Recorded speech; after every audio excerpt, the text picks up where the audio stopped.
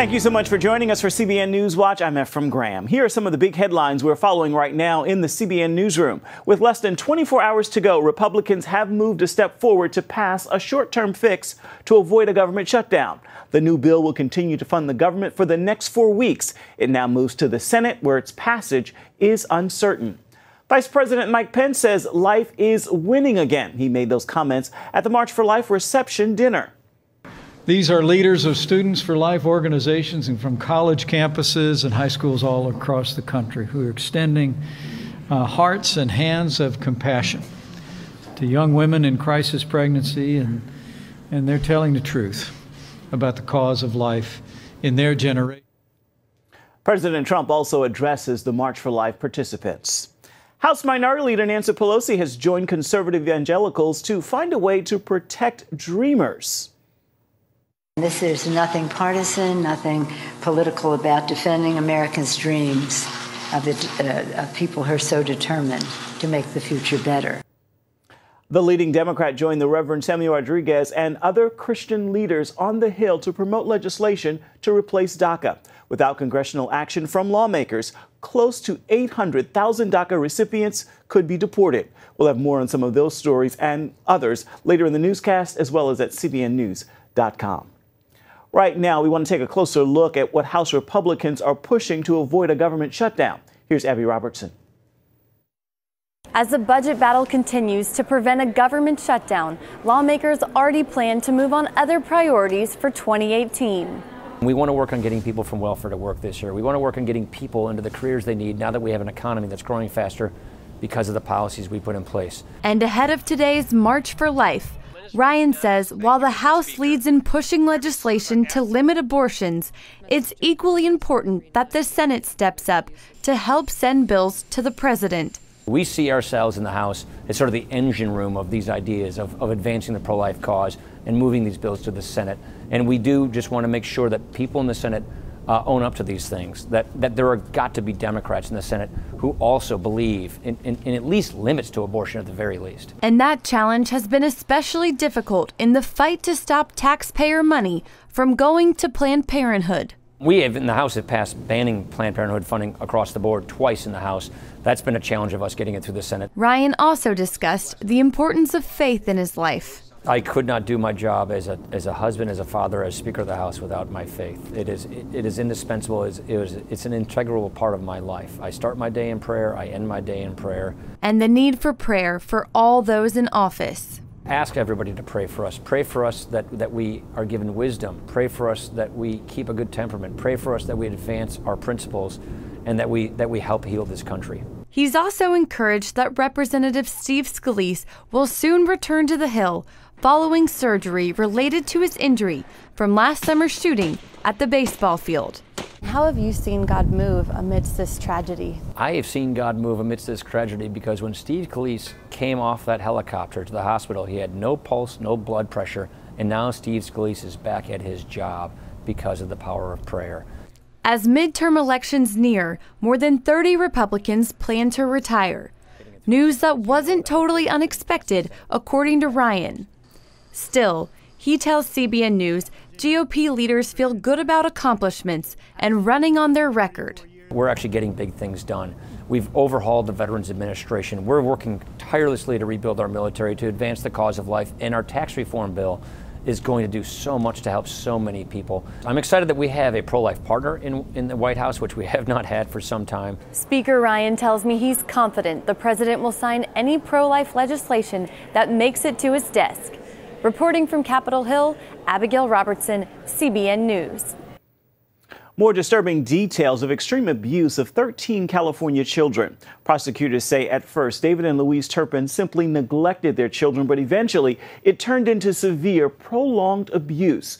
12 of the children were severely starved, the 29-year-old weighing just 82 pounds. And to be tied up. Of conscience violations. First with ropes. One victim at one point was tied up and hog-tied. These defendants eventually began using chains and padlocks to chain up the victims to their beds. The Turpins pleaded not guilty in court yesterday to multiple counts of torture, child abuse, and false imprisonment. Officials say when the 17-year-old fled and called police on Sunday, it was the culmination of 2 years of planning. Another day of testimony from victims of sports doctor Larry Nassar in Michigan Tuesday. The judge hearing the case said he should be able to endure a week of victim stories after ruining their lives of so many girls. Jennifer Wishon has details now. Mumbo jumbo. That's what a judge called former sports doctor Larry Nassar's claim he's not mentally strong enough to listen to his victims recount his crimes. Spending 4 or 5 days listening to them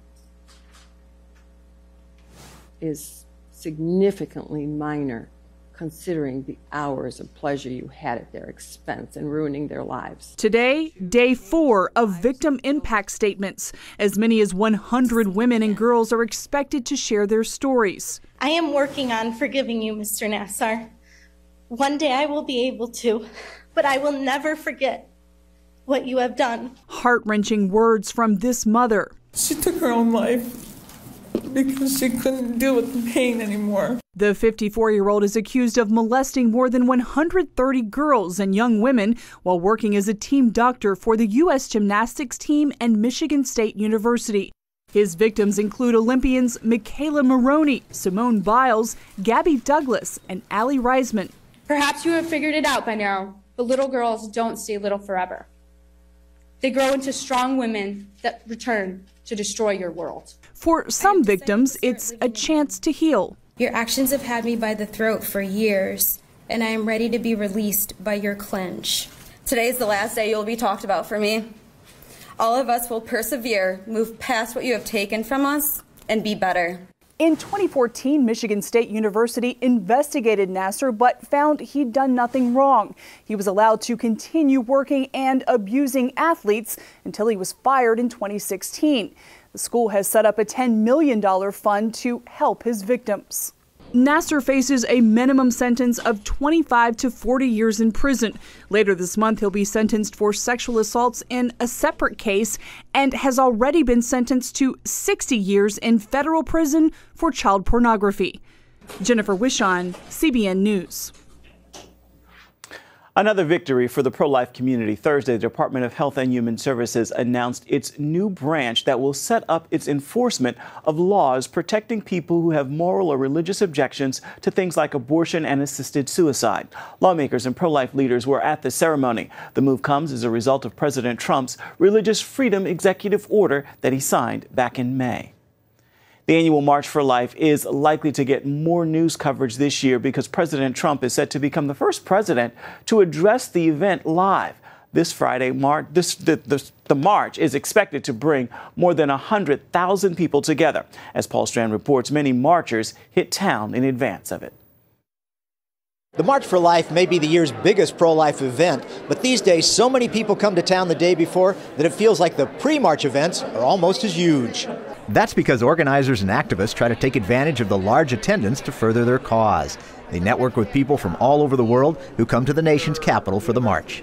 This is the largest pro-life event in the world. There are also many organizations finding unique ways to take on the abortion fight. Dr. Pat Castle heads up the 6,800-member Life Runners. Life Runners is the largest pro-life running and walking team in the world. He says members can preach without words because of what they wear.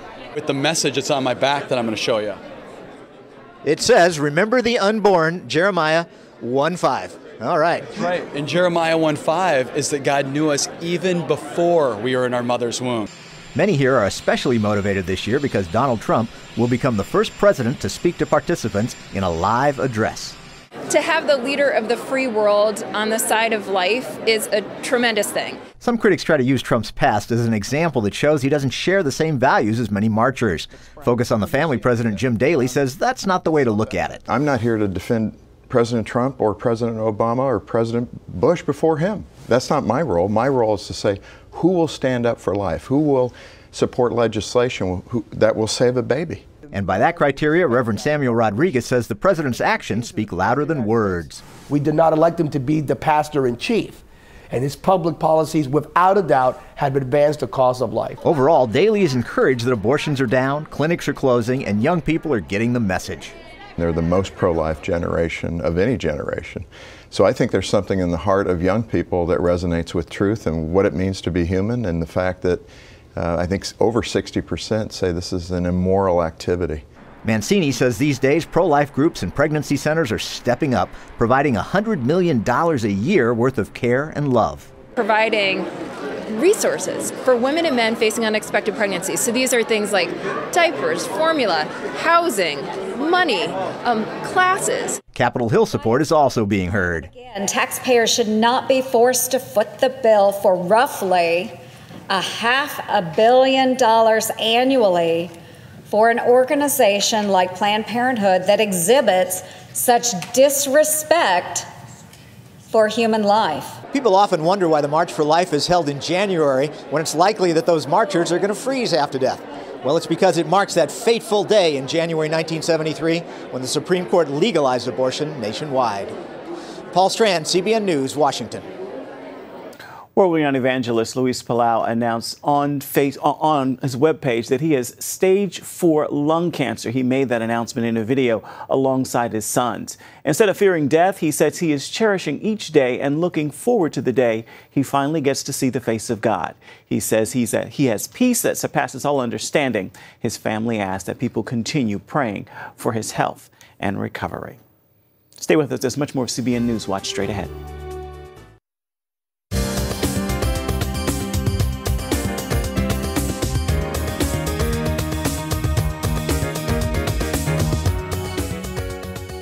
Palestinian leader Mahmoud Abbas says the peace process is dead. John Wagi takes this look at why.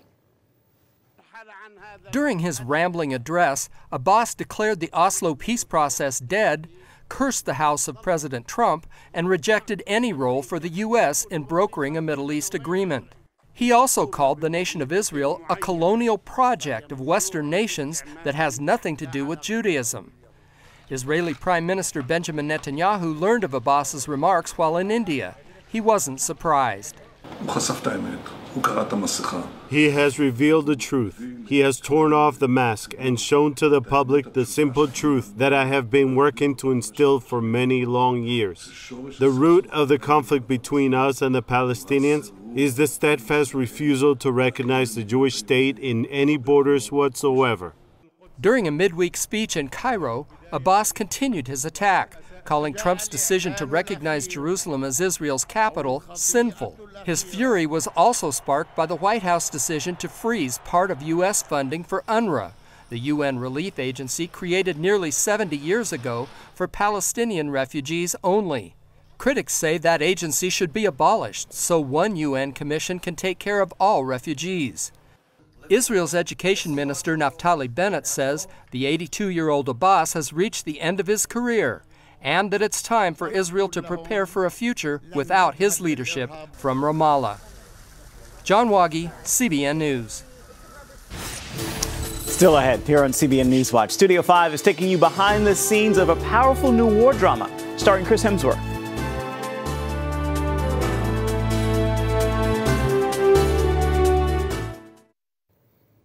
It is an unbelievable story of heroism you may have never heard until now. In the wake of the September 11th terror attacks, a U.S. Special Forces team of only 12 men head into Afghanistan on an extremely dangerous mission. Once there, the soldiers find themselves in an uneasy partnership to take down the Taliban and its al-Qaeda allies. Outgunned and outnumbered, they face overwhelming odds in a fight against a ruthless enemy. The true story is now a film starring Chris Hemsworth. I sat down with him to bring you this Studio 5 first look at 12 Strong. You taking me to school again? And picking you up. Daddy. 2 planes have crashed into the World Trade Center in an apparent terrorist attack. What is that, a part of some drill? Ain't no drill. 19 men attacked our country. The 12 of you will be the first ones to fight back. I love telling stories about individuals who make a difference in our world in a better way. And these 12 men certainly did. They went into a horrific situation. They didn't know if they were going to be sold to the Taliban. They were meeting up with a warlord they knew nothing about. Odds are we're not all going to make it out of this one. If we don't take that city, World Trade Center is just the beginning. They were outnumbered 5 to 1 at least. And the fact that they accomplished their mission is really a heroic story. I can't order anyone to do this. Do you want to surrender? Keep your finger on the trigger. Just stay there. Oh, God.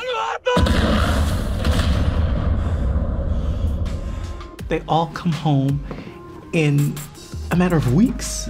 I think the mission took 3 weeks and they drove the Taliban out of Afghanistan. It shows you how our military can work with other countries and people of other countries and do the right thing and help them to get rid of invaders.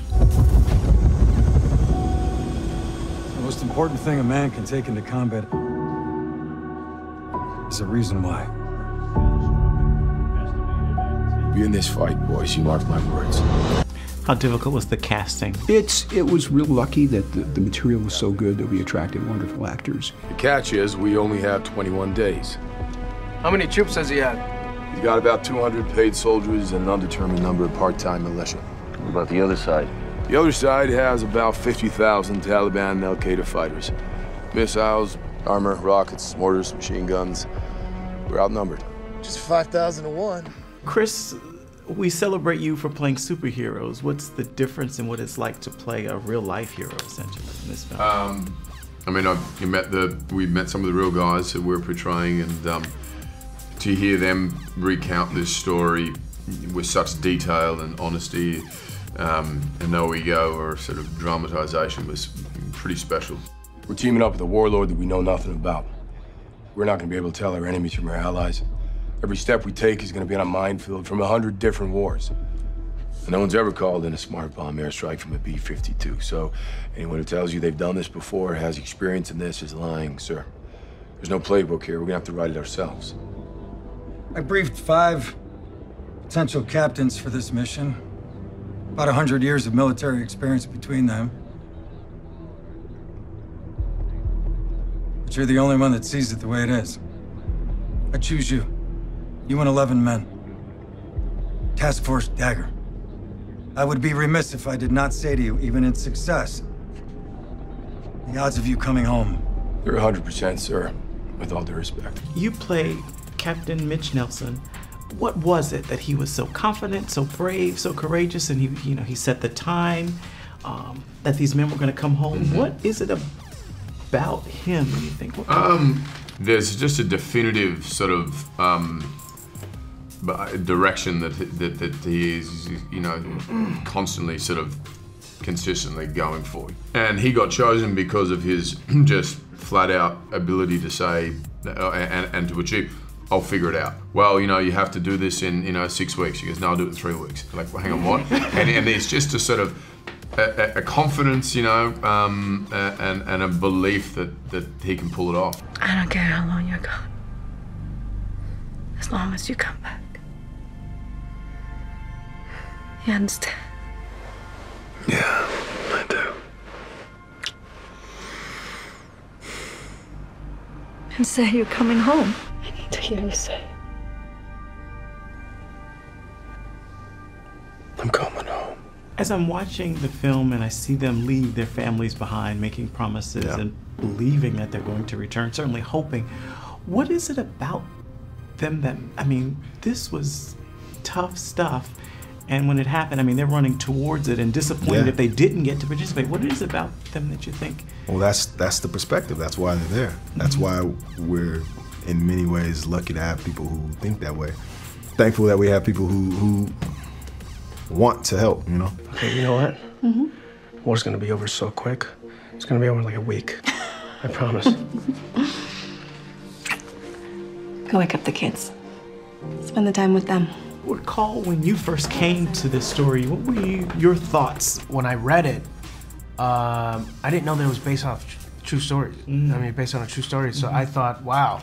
And that was like at the beginning of the script. And then the stuff that they were actually having to go through and what they actually did and what they volunteered to do, it just kept getting more and more amazing. Laser target designator 38.65. Target, tanks in the open.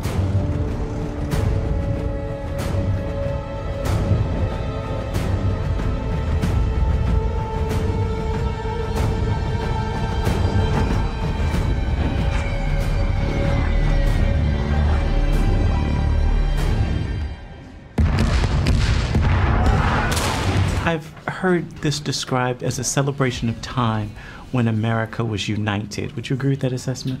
Well, I think it shows that a terrible event like 9/11 can unite everybody. And the fact that these men went in there classified, nobody knew what they're doing. They left their families had no idea where they were or when they would be back or if they would ever come back. And you have to tip your hats to these guys who risked their lives to protect our freedoms. Nothing I'd rather do. I'm in. Thought you'd never ask.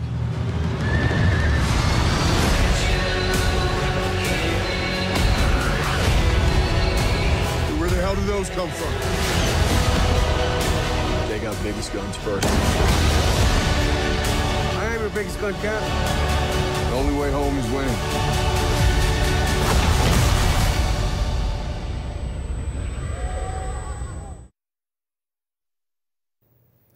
Clint Eastwood's new film, The 1517 to Paris, tells the real-life story of three men whose brave act turned them into heroes during a high-speed railway ride on August 21st, 2015.